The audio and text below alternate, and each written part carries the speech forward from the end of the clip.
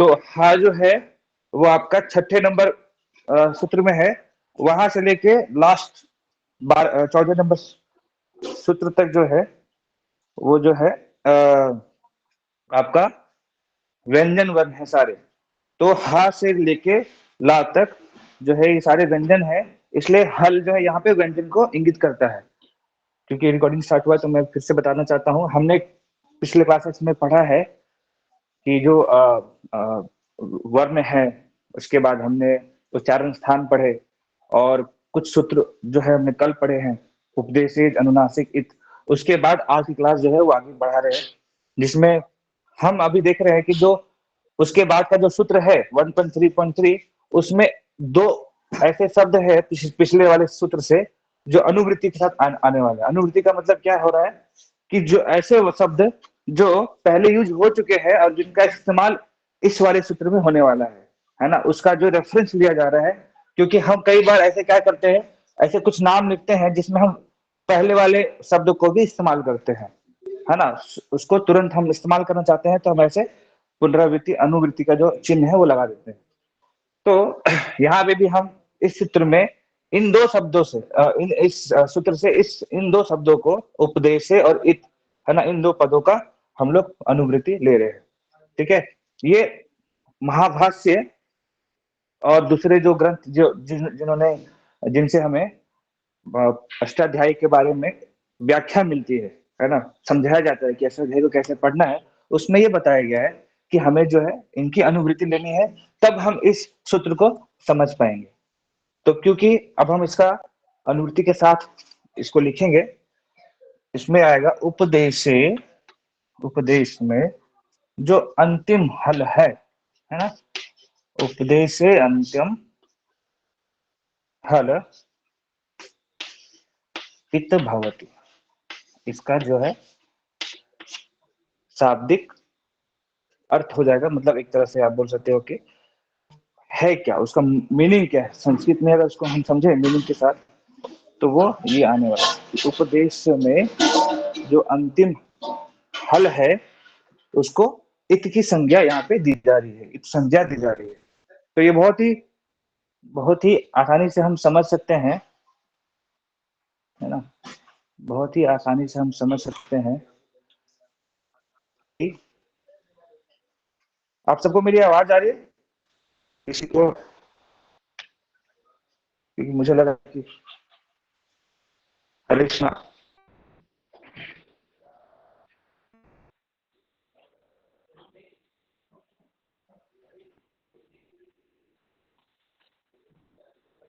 हरे कृष्णा, आ रही है प्रभु जी, आ रही है। हाँ आवाज आ रही है, ओके ओके। तो अभी आप समझ पा रहे हैं कि ये जो हलंत्यन है इसमें अनुवृत्ति है उपदेश, उपदेशे और इत, ये दो शब्दों की अनुवृत्ति है पिछले वाले सूत्र से। ठीक है, ठीक है। तो अब इसका मतलब क्या हुआ कि उपदेश में जो अंतिम हल होगा, अभी उपदेश का मतलब क्या है, उपदेश में जो पद है ना, उपदेश में जो शब्द है जो इस्तेमाल किए गए हैं पाणिनि के द्वारा, तो उपदेश में जो अंतिम हल होगा, अंतिम व्यंजन वर्ण होगा, ठीक है, हल मतलब व्यंजन, शुद्ध व्यंजन, वो इत की उनको संज्ञा दी जाती है। जैसे अगर हम इसका उदाहरण देखें, है ना, उदाहरण के रूप में अगर हम देखें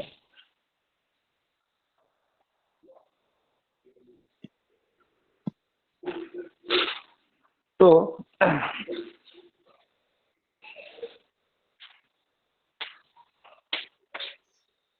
ठीक है, ढक, ढक एक अष्टाध्यायी का एक प्रत्यय है, अष्टाध्यायी का,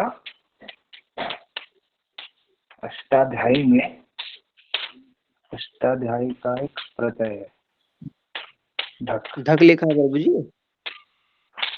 हाँ, ये ढा और का में हलन, ढक। ठीक है, तो अगर जब हम इसमें हलंत्यन सूत्र लगाएंगे, ठीक है, हलंत्यन सूत्र अगर लगाएंगे तो आप देख सकते हैं पहला चीज क्या होना चाहिए, ये उपदेश में होना चाहिए। तो अष्टाध्याय में है, इसका मतलब ये उपदेश में भी है। ठीक है, और अंतिम अंतिम जो व्यंजन है, अगर अगर ये अंतिम है, क्या ये अंतिम है, तो हाँ ये अंतिम है क्योंकि अंतिम में आ रहा है, अंत में आ रहा है। और अगर ये व्यंजन है तो ये व्यंजन भी है। तो क्या हो जाती है, फिर ये बन जाता है इत संज्ञा। मतलब ढक में जो ये क है, का हलंत जो है, अब हम इसको कहेंगे इत संज्ञा, है ना। इत संज्ञा बोलने से अब क्या होगा, अब हम इसमें जो हमारा तस्य लोपा जो ये सूत्र है ना, हम उसको लोप हो इस्तेमाल कर जाएगा। सकते हैं और उस कारण से इसका लोप हो जाएगा। तो ये बन जाएगा सिर्फ ढ। इसका सिर्फ जो बचेगा वो है सिर्फ ढ। ठीक है। उसी तरीके से एक और है, ऐसे बहुत सारे हैं। भ्रिया, हाँ, भ्रिया जो है वो धातु पाठ में एक धातु है। देखिए क्या है कि पाणिनि जी ने अलग अलग जो उनकी रचनाएं हैं उनमें अलग अलग चीजों पे विषय पे बात किया है। किसी में धातु के बारे में बात किया है, किसी में लिंग के बारे में बात किया है ना। तो एक धातु पाठ है जिसमें उन्होंने धातु के बारे में वर्णन किया है।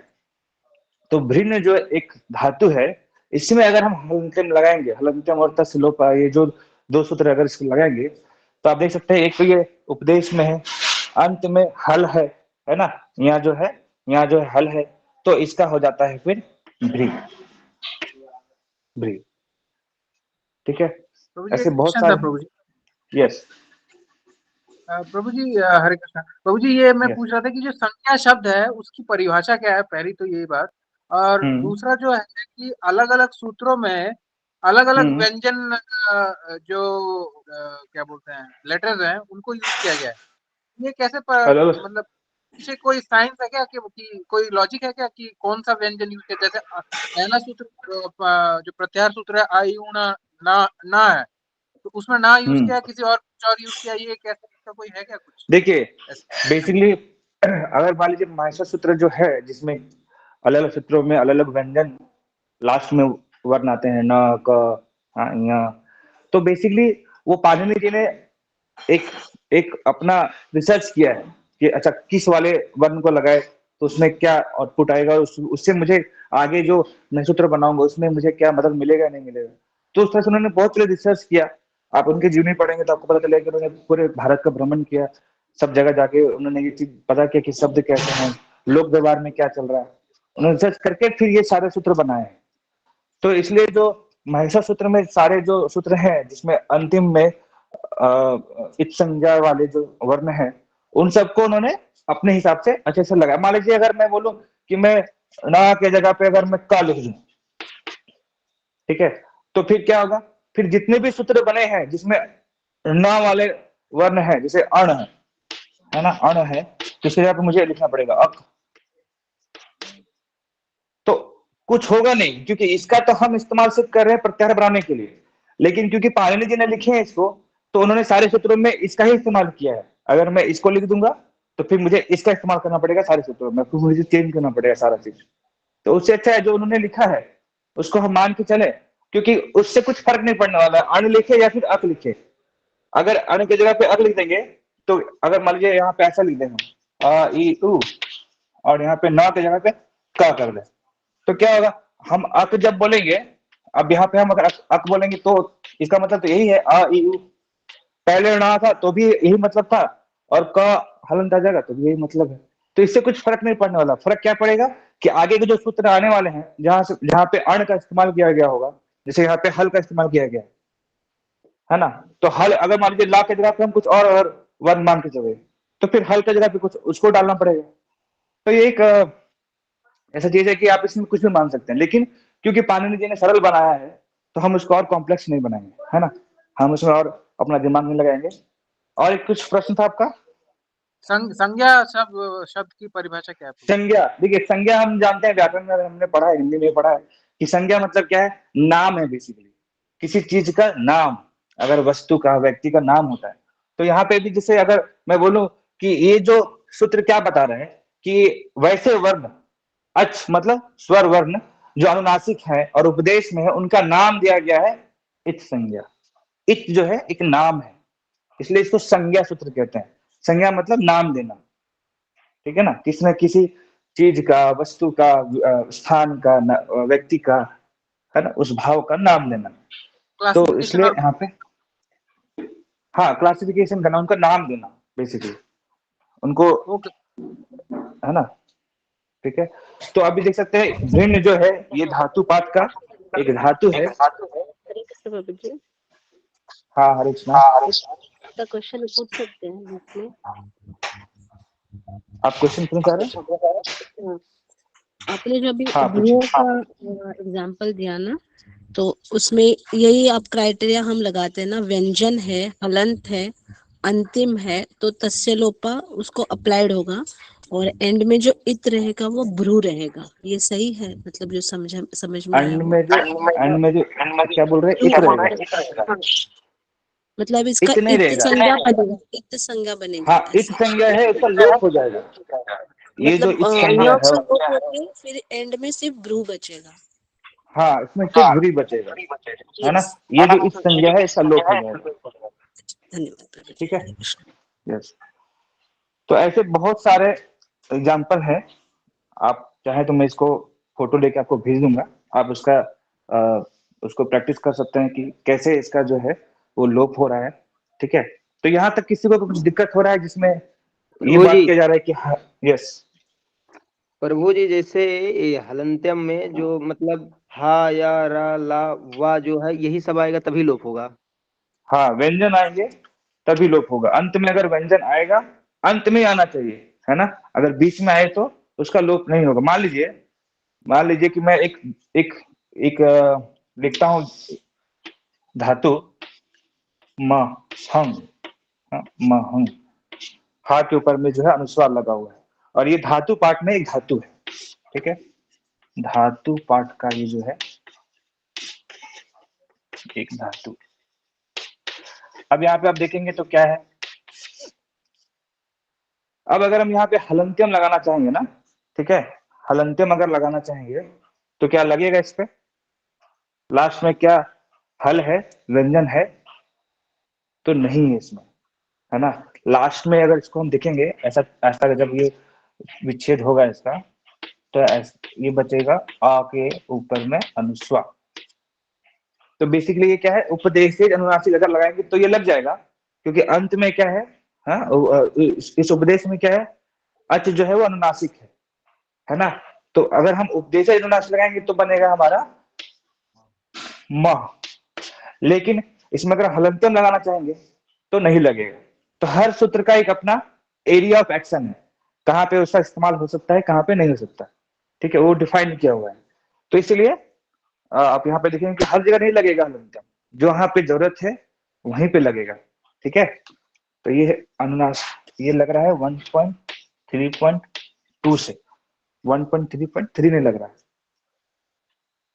ठीक है ना। ऐसे बहुत सारे हैं, आप बाद में मैं आपको भेज दूंगा फाइल नोट्स में। अब हम लोग आगे चलते हैं। देखिए हम ये क्यों पढ़ रहे हैं, ये जो हम सूत्र पढ़ रहे हैं, ये हम इसलिए पढ़ रहे हैं क्योंकि हमें प्रत्याहार कैसे बनता है ना। हल अच ये कैसे बना रहे हैं, क्यों बना रहे हैं, कैसे, इसका कारण क्या है। मतलब अगर मैं बोलूं कि हाँ जैसे अण में जो है वो ऊ तक ही आता, ना नहीं आता, क्यों नहीं आता, उसके बारे में जानने के लिए हम ये पढ़ रहे हैं। और हम एक और सूत्र पढ़ेंगे जिसके द्वारा हम प्रत्याहार बनाने का जो विधि है वो पूरे तरीके से समझ जाए। मैं इसको अब इरेज करता हूँ, आप नोट्स कर लिया होगा।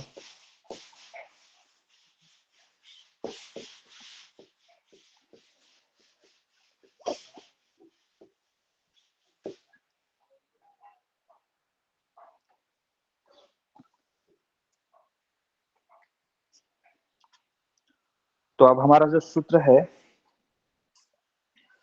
वो अष्टाध्यायी में 117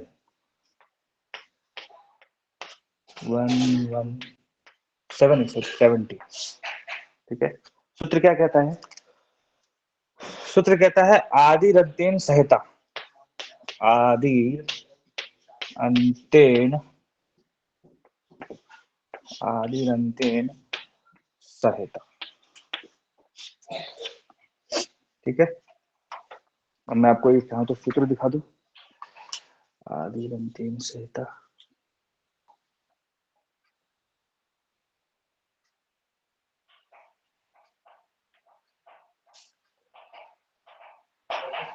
जो मैंने आपको पीडीएफ भेजा है जिसमें अष्टाध्यायी के सारे सूत्र दिए हैं, आप उसमें चेक कर सकते हैं। 70। हाँ, ये 70 है, पहले अध्याय का प्रथम पाद का 70 नंबर जो सूत्र है वो है आदिरंत्येन संहिता। ठीक है, प्रभु जी, ये लेकिन सारे इसमें भी सूत्र अनुवृत्ति है। पढ़ते हैं क्या? क्या कह रहे हैं प्रभु? ये प्रभु सारे सूत्र जो है मतलब शास्त्र पढ़ने के लिए पूरे याद है क्या? हाँ, बेसिकली जो अष्टाध्याय में जो सारे सूत्र है ना, वो सारे व्याकरण के जितने नियम है ना, जो उनके द्वारा बनाए गए नियम है, वो उनको सूत्र के रूप में उन्होंने बनाया है। तो देखिए अभी क्या है, अभी हम क्या करेंगे ना, हम इन सारे सूत्रों को नहीं पढ़ेंगे, क्योंकि अगर इसको पढ़ने लगेंगे तो बहुत समय लगेगा। हम सिर्फ पहले ये जान सकते हैं कि प्रत्याहार कैसे बन रहे हैं, और जो जो इन्होंने जो उन्होंने नियम बताए हैं वो एक सिंप्लीफाई रूप में है ना, जैसे संधि कैसे करना है, तो हम संधि संधि पढ़ेंगे, और छोटे छोटे जो उनके सूत्र हैं कहीं इस्तेमाल में आएंगे तो उनको समझने के लिए समझ लेंगे। पर पूरे सारे सूत्रों को पढ़ेंगे तो बहुत समय लग जाएगा, है ना, सालों लग जाएंगे। ठीक है, जैसे आप भागवतम पढ़ेंगे तो कितना समय लगेगा, है ना, अगर वेदांत सूत्र पढ़ेंगे तो समय लगेगा, सूत्र है इसमें एक्सप्लेन करना होता है। इसलिए अगर अष्टाध्यायी सारे पढ़ेंगे, सारे सूत्र पढ़ेंगे तो बहुत समय लगेगा। पर हम जो है सिर्फ ये समझने के लिए पढ़ रहे हैं इसको, 2-3 सूत्र कि प्रत्याहार कैसे बन रहे हैं, और उन प्रत्याहार से जो आगे सूत्र बनने वाले हैं, ताकि हमें कंफ्यूजन ना हो कि ऐसा ये प्रत्याहार यहाँ पे क्यों आया, कैसे आया, इसका क्या इस्तेमाल है, और ये कैसे बन रहा है, तो ये हमें जानना चाहिए, उसके बाद हम उसको समझ पाएंगे। तो यहाँ पे अनुवृत्ति लगा हुआ है 2 शब्दों का, जो पीछे वाले सूत्रों में आए हैं। ठीक है, और जो अनुवृत्ति है वो है स्वम और रूपम। स्वम और रूपम, ठीक है। तो ये जो 2 शब्द हैं, आप देख सकते हैं, ये श्लोक नंबर, सूत्र नंबर 67 में आए हुए हैं। 67, हाँ आप यहाँ देख पा रहे होंगे 67 ना, स्वम रूपम शब्द स्या शब्द संज्ञा। ठीक है, तो 67 में ये जो सूत्र है उसी से स्वम और रूपम को अनुवृत्ति में लिया गया। ठीक है, तो अब हम इसको समझने का प्रयास करेंगे। सबसे पहले तो हम पदच्छेद करेंगे सूत्र का। ठीक है, तो पदच्छेद जब हम कर रहे हैं, पदच्छेद हम जब कर रहे हैं, ठीक है, अब हमें ये तो समझ में आ रहा है कि इन दोनों का भी इस्तेमाल करना पड़ेगा इसमें। ठीक है, तो हम इन दोनों साथ में लेके चल रहे हैं। आदि आदि अंतेन, आदि अंतेन इता सह स्वम रूपम करोति, स्वम रूपम करोति। ठीक है, मतलब क्या बोल रहा है, अभी इसको एक्सप्लेन करने के लिए मुझे जो है पतंजलि का जो महाभाष्य है उसमें उन्होंने इसको अच्छे से एक्सप्लेन किया है, तो मैं उसको भी कोट करूंगा। पहले आप इसको समझे कि जो स्वम रूपम को भी पहले अनुवृत्ति में लिया है और इसको तोड़ा गया है, आदि अंतेन सह इता, है ना, इसको तोड़ा गया, तो आदि अंतेन इता सह, मतलब इता को हमने पहले लिख दिया, आदि और अंत में, है ना, आदि और अंत में, जो आदि और अंत के बीच में भी बोल सकते हैं, आदि अंत के साथ में, है ना, जो इत आएंगे वो अपने रूप में होंगे। थोड़ा ये कंफ्यूजिंग है। ठीक है, इसका अगर हिंदी अगर मैं बोलूं, जो आदि है मतलब पहला वर्ण, और अंतिम मतलब अंतिम वर्ण। ठीक है, अंतिम, तो अंतिम जो है वो इत संज्ञा वाले वर्ण, तो पहला वर्ण अंतिम इत संज्ञा वाले वर्ण के साथ, सह मतलब साथ, अपने स्वम रूपम का मतलब क्या है, अपने स्वरूप का ग्रहण करता है, मतलब अपने स्वरूप को ग्रहण करता है। थोड़ा सा कंफ्यूजिंग है इसलिए, क्योंकि देखिए जैसे पहले मैंने बोला कि ये जो सूत्र है इनको एक बार में समझना और अपनी बुद्धि से समझना ये आसान नहीं है। हमें जो महर्षियां हैं, महर्षि लोग हैं जिन्होंने व्याकरण को एक्सप्लेन किया है, खासकर पतंजलि जो महर्षि हैं, उनका जो है मदद लेना पड़ेगा। तो हम उनका जो महाभाष्य है उसमें उन्होंने इसके बारे में एक्सप्लेन किया है कि इस सूत्र को कैसे समझ सकते हैं। ठीक है, इस सूत्र को हम लोग कैसे समझ सकते हैं, उन्होंने एक्सप्लेन किया है। महाभाष्य के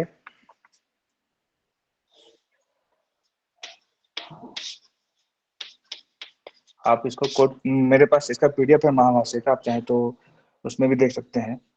महाभाष्य का 1171 नंबर जो का श्लोक है, श्लोक बोल सकते हैं अभी उनका जो नाम है, उसमें उन्होंने कोट किया है, उन्होंने एक्सप्लेन किया है, आदिरन्तेन सहिता गृह्यमाण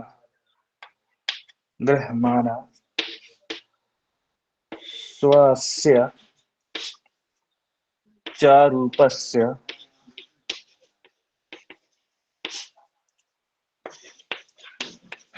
ग्रहका तन्मध्या नाम चेति वक्तव्यम्।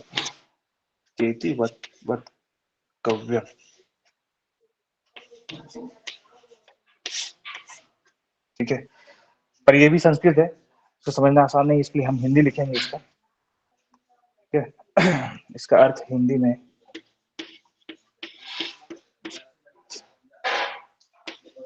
अंतिम इत संज्ञा वर्ण के साथ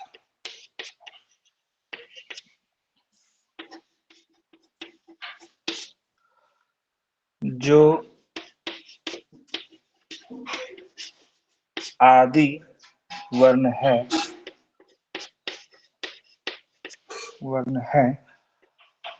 वह अपने मध्यगामी, मध्या नाम है ना,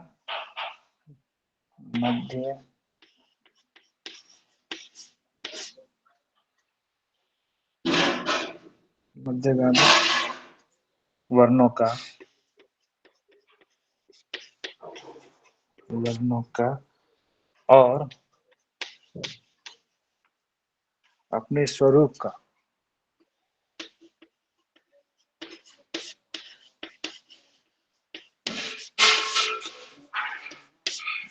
का ग्राहक होता है या फिर ग्रहण करता है।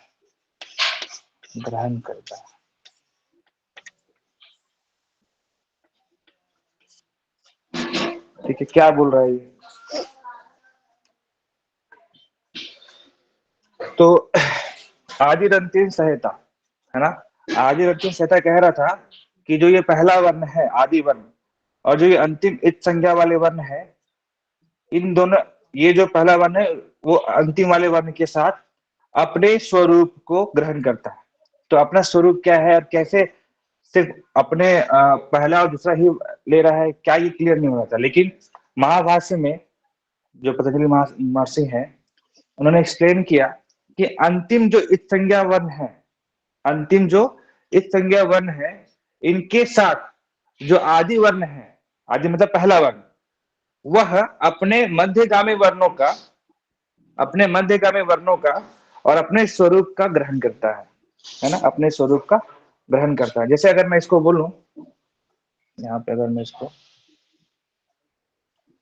जैसे एक है आ ई उ न, है ना, और ये बन रहा है अण, तो इसका जो स्वरूप है, इसका स्वरूप क्या है, इसका जो आकार है, मतलब ये कौन कौन से वर्ण लिए, ये इसका स्वरूप हो गया, है ना। तो अंतिम इत संज्ञा वर्ण के साथ, अंतिम इत संज्ञा वर्ण के साथ आदि वर्ण, है ना, आदि वर्ण जो है वह अपने मध्यगामी जो वर्ण है उनको अपने स्वरूप के साथ ग्रहण करता है। मतलब अगर मैं अण बोल रहा हूं, इसका मतलब क्या है, ये जो आ है इसको भी लेता है और साथ में जो बीच में मध्य में जो वर्ण है उनको भी साथ में लेके उसका जो है वो अपने आप को मतलब एक्सप्लेन करता है कि अण का मतलब जो है ये सारे वर्ण है ना। जो आदि वर्ण है वो अंतिम इत संज्ञा वाले वर्ण के साथ मध्य वाले जो वर्ण है इनको भी ग्रहण करता है। ये आदि अंतिम संहिता का मतलब है, जो महाभाष्य के थ्रू हमें पता चलता है। ठीक है ना। अभी इसमें जो है, प्रभु जी अब ये नहीं जो, आया है। हाँ समझ में नहीं आया, ठीक है हम लोग फिर से समझेंगे इसको। देखिए पहला, सबसे पहले जो सूत्र है वो ये है आदि अंतिम संहिता। इसका मतलब क्या है? इसका मतलब ये है, अगर उसमें अनुवृत्ति लगी हुई है स्वम और रूपम की, तो ऐसे तो यहाँ भी समझ में आ रहा है वो चीज जो हम बताना चाह रहे हैं, लेकिन थोड़ा सा क्लियर नहीं हो रहा है कि क्या बीच वाला लेंगे या नहीं लेंगे, है ना, क्योंकि यहाँ पे आदि और अंत की बात की जा रही है। मतलब आदि में जो वर्ण है, आदि मतलब पहला वर्ण, और अंत में जो वर्ण है ना, जो इत वर्ण है, अंत में कौन सा वर्ण है? जो इत वर्ण है, इत, इतासा। आदि जो है अंत के साथ, अंतेन इतासा, अंत में जो वर्ण है उसको इत बोला गया है। इत के साथ अपने रूप को ग्रहण करता है। मतलब उसका जो रूप है, उसका जो ये अपना रूप है, हाँ, इसको हम लोग स्वरूप भी बोल रहे हैं। इसका जो रूप है, अपने रूप के साथ का ग्राहक होता है। ये जो स्वरूप है, अगर मैं अण बोल रहा हूं, इसका मतलब है कि ये सारे वर्ण को मैं बता रहा हूं। कैसे बता रहा हूं? महर्षि पतंजलि ने बताया है, अगर इसी को सिंप्लीफाई करके बताया है कि आदि रंतेन संहिता ग्रहमाण, ग्रहण करता है स्वस्य च रूपस्य, अपने आप को और अपने रूप को भी ग्रहण करता है, ग्राहका होता है। तन्मध्यानाम चेति वक्तव्यम, मतलब जो बीच वाले जो वर्ण है उनको भी साथ में लेता है। अर्थ अगर हिंदी में देखें तो अंतिम इत संज्ञा वर्ण के साथ जो आदि वर्ण है ना, है ना लिखे तो भी चलेगा, ठीक है, आदि वर्ण है या फिर आदि वर्ण है, वह अपने मध्यगामी वर्णों का, अपने बीच में जो वर्ण आ रहे हैं, ये जो आदि वर्ण है वो अंतिम इत संज्ञा वर्ण के साथ अपने बीच वाले, अपने मध्यगामी वर्णों का और अपने स्वरूप का ग्रहण करता है। इसका मतलब ये जो स्वरूप है, ये जो अण है, इसका मतलब अण से मुझे ये आदि वर्ण, बीच वाले वर्ण और इस संज्ञा वाले वर्ण का भी पता चल रहा है। ठीक है, तो आदि अंतिम संहिता का मतलब है कि आप समझो, बस देखो ज्यादा अगर समझ में ना आ रहा है तो कोई बात नहीं, लेकिन आप ये समझो कि पतंजलि जी और पाणिनि जी ये कह रहे हैं कि अगर मैं ऐसे अगर लिखूं संक्षेप में, दो वर्ण के रूप में लिखूं, तो इस वाले वर्ण का मतलब है ये पूरा का पूरा सारे वर्ण। ठीक है, उसमें बीच में वर्ण भी आएंगे। अगर मान लीजिए मैं लिखूं अच, तो अच का मतलब क्या हो जाएगा? अच का मतलब हो जाएगा कि आदि वाला वर्ण पहला वर्ण और अंतिम जो इत संज्ञा वाला जो वर्ण है, इन दोनों के साथ इनके बीच में जितने सारे वर्ण आएंगे उनको भी लेना है। तो जैसे अ, ई, उ, री, ली, ए, आई, ओ, औ, ठीक है, यहाँ पे आई भी है, ए, आई, ओ, औ, हाँ इतना ही है। अच्छा, लेकिन इसमें एक चीज आप देख रहे होंगे, अभी तो मैंने लिख दिया है, एक्चुअली में ये नहीं होगा। क्यों नहीं होगा आप बता सकते हैं? अण में अगर हम अण को अगर लिखेंगे, जब अण में जब हम सूत्र लगाएंगे हलंत्यम, तो क्या ये जो न यहाँ पे था वो रहेगा? नहीं रहेगा, क्योंकि अंत में जो इत संज्ञा हो जा रहा है और ये हलंत है ना, हलंत मतलब अंत में हल है, तो हल होने के कारण इसमें जो इसका लोप हो जाएगा तस्य लोपा से। इसलिए हम जब भी हम प्रत्याहार का वर्णन करते हैं कि प्रत्याहार अक है, तो अक में जो ये अंतिम वाला वर्ण है ना, इसको छोड़ के बाकी सारे वर्ण को लेते हैं, क्योंकि इसका लोप हो जाता है। तो इसलिए हमने ये सारे जो सूत्र पढ़े, तस्य लोपा, आदिरंत्येन संहिता, हलंत्यम, है ना, और उसके लिए उसके पहले उपदेशज अनुनासिक, इन सारे सूत्रों से हमें यही समझना था कि ये जो अक है इसको कैसे एक्सप्लेन करेंगे, है ना। पाणिनि जी ने अक क्यों लिखा, इसको क्यों कैसे एक्सप्लेन किया है उन्होंने, वहां पे प्रत्याहार में कैसे इस्तेमाल किया है, तो उन्होंने इन सारे सूत्रों के माध्यम से हमें बताया कि अगर हम प्रत्याहार बना रहे हैं तो कैसे बना रहे हैं, इस सूत्र के इस्तेमाल करके बना रहे हैं। आदि और अंत को ले रहे हैं और बीच में सारे जो वर्ण है उनको भी ले रहे हैं, लेकिन क्योंकि अंत में ये हलंत्यम है ना, व्यंजन वर्ण है अंत में, इसलिए इनको जो है लोप कर दे रहे हैं। तो ये तीन सूत्र हैं जिनका इस्तेमाल करके हमें समझना है। ठीक है, आप इसको नोट कीजिए और अगर अभी भी कुछ प्रश्न है तो पूछिए। प्रभु जी, जी हरीश। मतलब आपने जो 14 प्रत्याहार सूत्र पढ़ाए हैं उसमें से हम अगर यस। कोई भी लेते हैं, जैसे कि 5th है हट, तो अगर किसी ने शॉर्ट में हट लिखा है तो अभी का जो आपने पढ़ा आदिवंतना संहिता उस हिसाब से जब अगर हट ऐसे लिखा के दिखा रहे हैं हमको, तो उसमें ये बाय डिफॉल्ट हमको समझना चाहिए कि उसमें थर्ड के बीच में य व र है, मतलब वो यस यस ऐसे यस, मैं इसको अगर लिखूँ यहाँ पे, मैं इसको इरेज कर दूं यहाँ पे, ये प्रभु मैं जी इरेज वो कर अर्थ के लोप के बारे में जो पढ़ा है प्लीज एक्सप्लेन कीजिए। जितने भी 14 प्रत्याहार सूत्र हैं, मान लीजिए सॉरी, हाँ 14 प्रत्याहार सूत्र हैं, ठीक है, जिसमें अगर मैं बोलूं, अगर मैं लिख दिया कि जस, ठीक है, तो जस का क्या मतलब हो रहा है इस सूत्र के हिसाब से, जो पांडित जी ने लिखे हैं, इसका मतलब है ज से लेके स तक, स हलन तक, इनके बीच में जितने वर्ण हैं उनको भी लेना है और इन दोनों को भी लेना है, लेकिन ये जो स है वो हल है, व्यंजन है और अंत में आ रहा है, इसलिए हलंत्यम जो सूत्र है उससे इसका लोप हो जाएगा, बाकी सारे रहेंगे। तो ज, ब, ग, ड, द और श का लोप हो जाएगा। तो जस का मतलब हो जाएगा ये सारे वर्ण। बेसिकली प्रत्याहार का इस्तेमाल क्या है? प्रत्याहार का इस्तेमाल है संक्षेप करना। इन सारे वर्णों को बोलने के लिए सिर्फ हम जस का इस्तेमाल करेंगे, बस प्रत्याहार का यही इस्तेमाल है ना, ताकि आगे के जो सूत्र हैं उनमें अगर हमें इन सारे वर्णों को बताना हो तो हम सिर्फ जस बोलेंगे वहां पे, ठीक है, समझ में आ रहा है आपको? यस, ठीक है। तो हमें पता है कि टोटल कितने प्रत्याहार हैं? 42 प्रत्याहार हैं जो पाणिनि जी ने बनाए हैं। तो हमें क्या करना है, हमें यही होमवर्क रहेगा हमारा कि हम इन सारे 42 प्रत्याहारों को लिखें और उसको इस फॉर्मेट में लिख के, मतलब अपने से प्रैक्टिस करें कि अण में कौन कौन से वर्ण है, हल में कौन कौन से वर्ण है। एक चीज मैं आपको बताना चाहूंगा, हमने जो प्रत्याहार लिखे हैं, मास्टर सूत्र जो लिखे हैं, सूत्र प्रत्याहार सूत्र में, उसमें हा जो है वो दो जगह पे है। एक है आपका 5वें नंबर पे, 5वें नंबर सूत्र पे, और एक है 14 नंबर सूत्र पे, ठीक है। तो कुछ लोग इसमें कंफ्यूज हो जाते हैं कि प्रभु जी फिर जो है हम हल जब बनाएंगे, हल अगर सूत्र बनाएंगे, है ना, अगर हम हल सूत्र बनाएंगे तो कौन सा हल लेंगे? 5वें नंबर सूत्र वाला लेंगे या 14 नंबर सूत्र वाला लेंगे? क्योंकि अगर लास्ट में देखिए 14 नंबर में खुद हल बना हुआ है सूत्र, लेकिन प्रत्याहार सूत्र क्यों बनाया जा रहा है, उसके पीछे का जो उद्देश्य है वो क्या है? उद्देश्य है बड़े से सारे जो गुच्छे में जो वर्ण है उनको शॉर्ट में करना।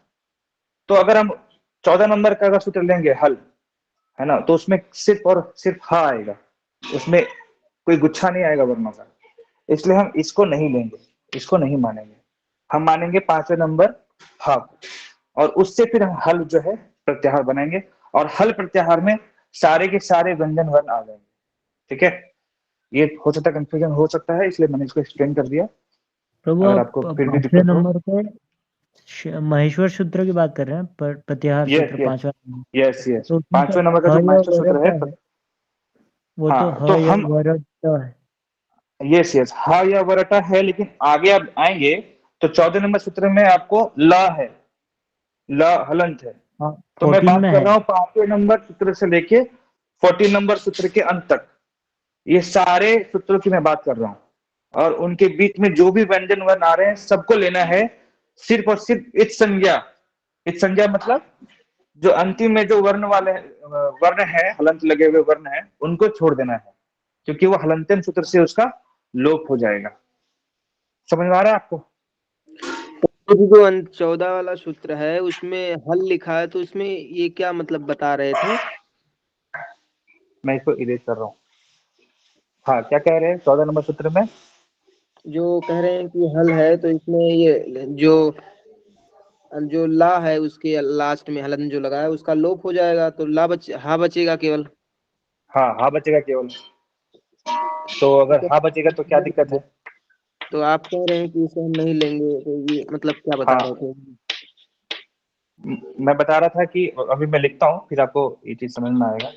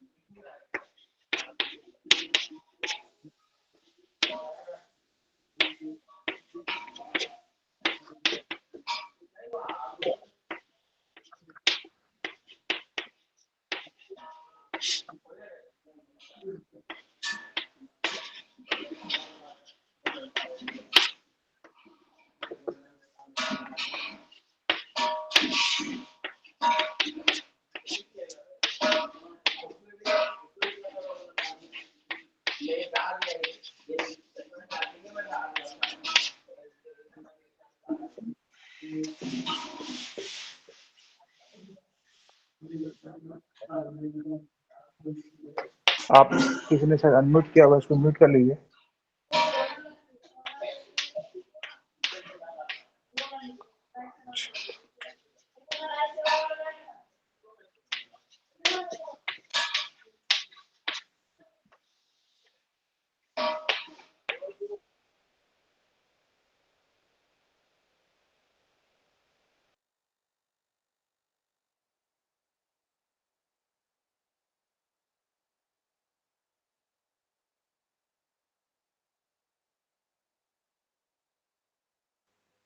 हरे कृष्ण प्रभु जी।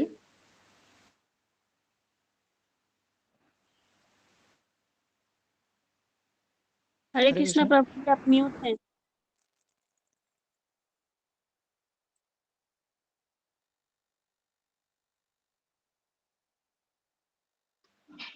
हाँ, तो आप देख पा रहे हैं ये सारे 14 महत्व सूत्र हैं, ठीक है, जिनसे प्रत्याहार बनेंगे। अब इसमें एक पॉइंट आ रहा है कि यहाँ भी हा है और यहाँ भी हा है, तो ये दो हा क्यों इस्तेमाल हुआ? एक ही हा होना चाहिए, कंफ्यूजन नहीं होना चाहिए। लेकिन आप देखेंगे ना, तो इन सारे सारे जितने भी वर्ण है, इसमें अगर मैं किसी भी वर्ण को यहाँ लूंगा तो उसका रिपीटेशन होगा ही होगा। मतलब एक वर्ण जो है वो यहाँ पे रिपीट करेगा ही करेगा, कुछ भी मैं लू, है ना, कुछ भी मैं लू तो उसका रिपीटेशन होगा ही होगा। तो पाणिनि जी ने हा को ले लिया। अभी अगर इस जगह पे मान लीजिए मैं या ले लेता तो यह हो जाता, ठीक है। और भी होता है इसमें, इसके पीछे और भी कारण हो सकते हैं जो मुझे भी नहीं पता, आगे सूत्र में हो सकता है वो उन्होंने इस्तेमाल किए हो। लेकिन यहाँ पे है कि क्योंकि मैं अगर हल लिख रहा हूँ, ठीक है, हल लिख रहा हूँ, तो मैं इसलिए लिख रहा हूँ ताकि मुझे सारे व्यंजन वर्ण बताने हैं। ये यहाँ से लेके ला तक जितने भी व्यंजन वर्ण हैं इन सबको बताना है। और प्रत्याहार का काम ही यही है। प्रत्याहार का काम क्या है? पूरे से गुच्छे को एक छोटे से दो वर्ण वाले शब्द में बता देना कि हाँ भाई हल मतलब सारे व्यंजन वर्ण। इसलिए हल का जो है हम हा यहाँ से लेके यहाँ तक सारे को लेंगे, ठीक है। मतलब यहाँ अगर लेंगे हा या वा रा, ता को लोप कर देंगे ल, या मा गा रा ना, मा को लोप कर देंगे, झा भा णा को यहाँ को लोप कर देंगे, ध ड़ धा शा को लोप कर देंगे, ज ब ग ड़ दा सा को लोप कर देंगे, ख प छ ठ ता छ च ट ता वा को लोप कर देंगे, क प या को लोप करेंगे, श श सा रा को लोप करेंगे। और फिर से हा को नहीं लेंगे। ओके, हाँ हा को यहाँ पे नहीं लेंगे। अगर लेंगे भी तो हमें कोई फर्क नहीं पड़ेगा, क्योंकि ये हा ही है ना, रिपीट हो रहा है लेकिन ये हा ही है। चाहे तो हम या लिख सकते हैं, या से लेके ला तक। हम अगर लिखेंगे या से लेके ला तक तो ये जो प्रत्याहार बनेगा इसमें हा नहीं आएगा, है ना। तो इससे हमें समझ में आता है कि हम जो है हा बोले, हल बोले या यल बोले, इन दोनों प्रत्याहारों से सारे व्यंजन वर्ण जो है वो हमें पता चल रहे हैं, ठीक है। अभी कुछ अगर प्रश्न है तो आप बता सकते हरे हैं। कृष्ण प्रभु और जी। आपका होमवर्क है कि सारे के एक सारे बार 42 जो प्रत्याहार है इनको लिख के आना है। लिखना है मतलब जैसे अण लिखना है, और उसमें कौन कौन से वर्ण हैं इसको लिख के आना है। यस, एक बार फिर से रिपीट करेंगे प्रभु जी? क्या रिपीट करूं प्रभु, क्या वही समझ हो में नहीं आया? हल्का, मतलब हल्का। हल वाला, हल का मतलब है हा तो लेके ला तक सारे व्यंजन वर्ण, है ना। बाकी जो इत संज्ञा है उनको लोप करेंगे, जैसे णा को लोप करेंगे, माँ को लोप करेंगे, यहाँ को लोप करेंगे, इन सारे को लोप कर देंगे। और बाकी जितने भी वर्ण बचेंगे इन सारे व्यंजन वर्ण को बताने के लिए हमारा जो प्रत्याहार है वो है हल। ठीक है, हल भी बोलेंगे तो भी व्यंजन वर्ण आएंगे, और यल भी बोलेंगे तो भी व्यंजन वर्ण आएंगे। बस अंतर ये होगा कि अगर यल बोलेंगे तो ये हा छूट जाएगा, और हल बोलेंगे तो ये हा भी साथ में इंक्लूड होगा। जैसे हम बोलते हैं ना, अगर हम 1 से लेके 10 तक बोलेंगे तो 1 से लेके 10 आएगा, लेकिन अगर मैं 2 से लेके 10 तक बोलूं तो फिर 1 जो है वो छूट जाएगा।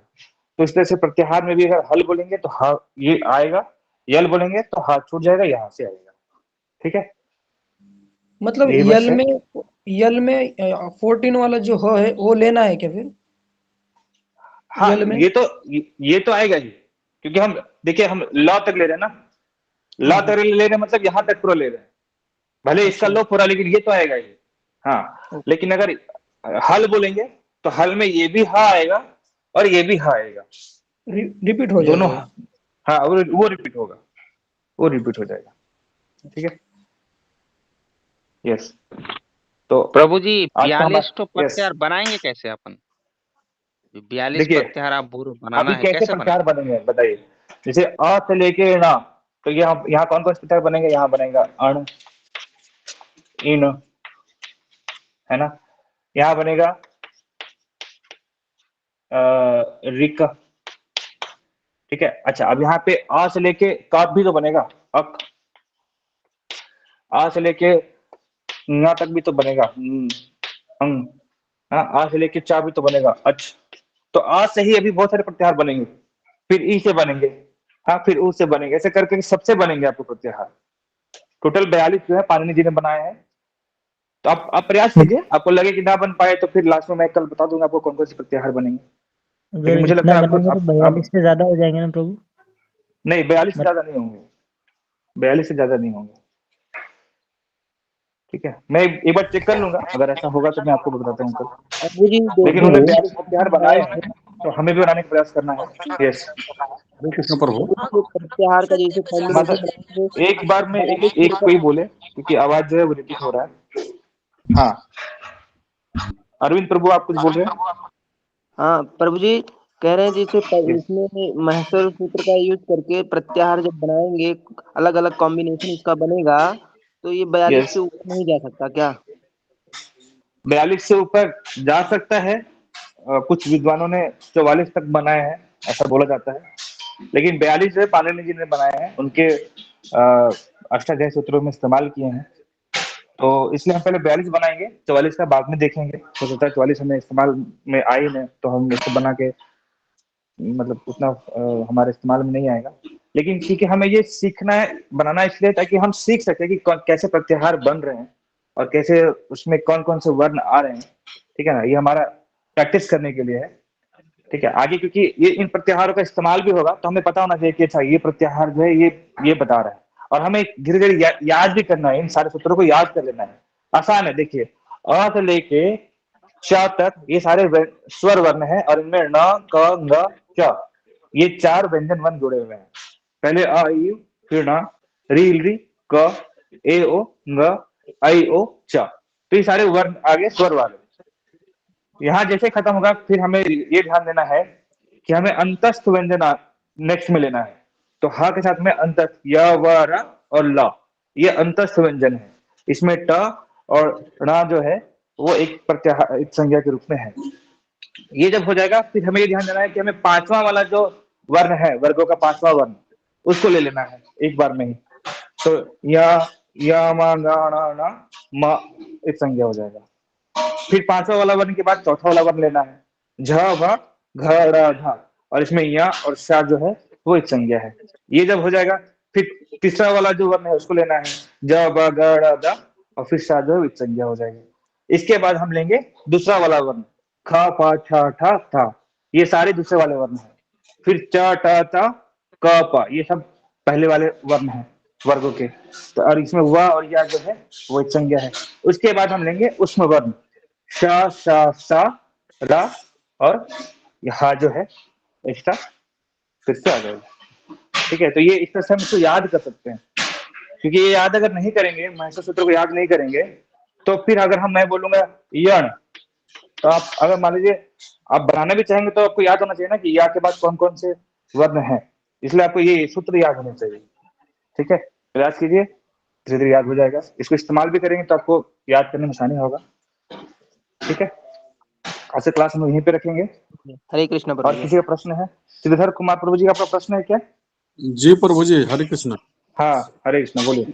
इसमें जो अष्टाध्यायी में है प्रभु, प्रत्येक वही में 4-4 पाद है। पाद है, यस। इस पाद का वर्गीकरण कैसे किया गया प्रभु? पाणिनि जी ने डिवीजन किया है, हर अध्याय को 4 पादों में डिवाइड किया है। ठीक है, अब वो पाद कैसे डिवाइड किया है, उसके पीछे क्या लॉजिक है, वो तो पाणिनि जी को मतलब बताया होगा, आगे महाभाष्य में तो वो बताया गया होगा, लेकिन मुझे भी नहीं पता कि वो कैसे डिवीजन किया गया, उसका लॉजिक क्या है। ठीक है, बस ये जान लीजिए अभी कि 4 पाद हैं जो हर अध्याय में है, मतलब 32 पाद है टोटल। 8 अध्यायों में 4-4 करके 32 पाद हुए। ठीक है, तो अभी क्योंकि देखिए हम अष्टाध्यायी नहीं पढ़ रहे, अष्टाध्यायी पढ़ेंगे तो फिर हम इन सब चीजों के बारे में डिस्कस करेंगे। हमारा सिर्फ उद्देश्य ये था कि अष्टाध्यायी में ये जो प्रत्याहार बन रहे हैं, इन प्रत्याहार को कैसे बनाया गया है पाणिनि के द्वारा, उसको हम समझ सके, और फिर जब इस्तेमाल में आए तो हमें पता होना चाहिए कि इन प्रत्याहार में कौन कौन से वर्ण हैं। अगर यण कोई बोल रहा है तो उसमें क्या वर्ण है ना, इसका मीनिंग क्या है यण का, इसलिए हमने ये सारी चीज को एक्सप्लेन किया है। अब हम अष्टाध्यायी के सूत्र नहीं देखेंगे, अब हम डायरेक्ट संस्कृत व्याकरण में घुसेंगे और हिंदी से संस्कृत बनाने के लिए जो जो चीज चाहिए हमें, संधि चाहिए, समास चाहिए, प्रत्यय चाहिए, है ना, संज्ञा, जो चाहिए हम पहले उसको समझेंगे और धीरे धीरे करके छोटे छोटे वाक्यों का इस्तेमाल करते हुए हम संस्कृत पढ़ाना शुरू करेंगे, हिंदी संस्कृत करना शुरू करेंगे, संस्कृत से हिंदी भी करेंगे और हिंदी से संस्कृत भी करेंगे। ये हमारा लक्ष्य है, क्योंकि हमें ये नहीं जानना है कि व्याकरण कितना ये है, कितना अच्छा है। हमें ये जानना है कि जो हमारे शास्त्र है, गीता है, भागवत है, उसको कैसे हम समझ पाए, संस्कृत को हिंदी कैसे समझ पाए, क्योंकि वो कर लिया हमने तो हमें शास्त्र समझना आसान हो जाएगा। ठीक है, तो हमारा पहला उद्देश्य वही है कि हम हिंदी से संस्कृत और संस्कृत से हिंदी करना हमें आ जाए। ठीक है, जी प्रभु, तो हम जी इस पर ध्यान प्रभु। दें। यस, हरे कृष्ण। प्रभु जी, ओके, इसमें माता अणा जी। भी तो 2 बार आया है ना, अणा 2 बार आया है, तो इसमें कुछ प्रॉब्लम नहीं होगा प्रत्यय बनाते समय?